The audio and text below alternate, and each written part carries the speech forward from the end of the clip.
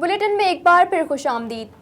برطانیہ کی پاکستانی کمیونٹی کو مریم نواز شریف کی نیب میں طلبی کے موقع پر ناخوشگوار واقعے پر شدید رنج ہوا ہے۔ رپورٹ کر رہے ہیں لندن سے مقیم احمد۔ لاہور میں پاکستان مسلم لیگ نون کی رہنما مریم نواز شریف کی پیشی پر ہونے والے ناخوشگوار واقعے پر برطانیہ میں مقیم پاکستانیوں میں ناراضگی کی لہر دوڑ گئی ہے۔ پاکستان مسلم لیگ برطانیہ کے سیکرٹری اطلاعات اقبال سندھو نے کہا، پاکستان مسلم لیگ نون یو کے مریم نواز کی گاڑی پہ حملے کی شدید مذمت کرتی ہے۔ میں سمجھتا ہوں کہ اگر کوئی نقصان ان کو بچانے کی کوشش کی گئی تھی آج،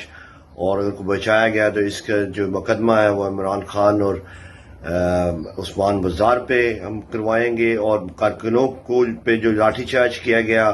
اور 100 سے زائد جو کارکنان گرفتار کیے گئے ہیں، ہم فوری ڈیمانڈ کرتے ہیں کہ انہیں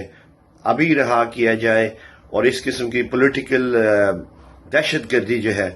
اس کا ہم سامنا بھی کریں گے، اس کا ہم مقابلہ بھی کریں گے،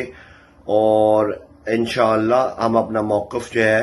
وہ واضح کریں گے۔ معروف شخصیت اور صوبائی اسمبلی کے رکن صبا صادق نے اپنے خیالات کا اظہار ان الفاظ میں کیا۔ آج مریم نواز صاحبہ کو نیب لاہور نے طلب کیا تھا،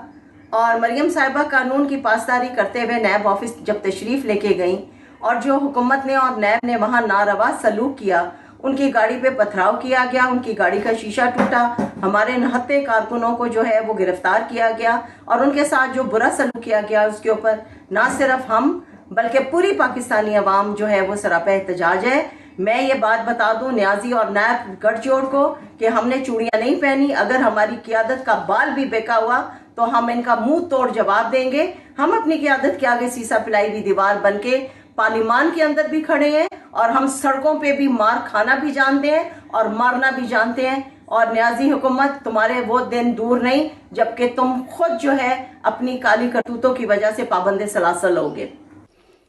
مقیم Ahmed, voice of South Asia, London.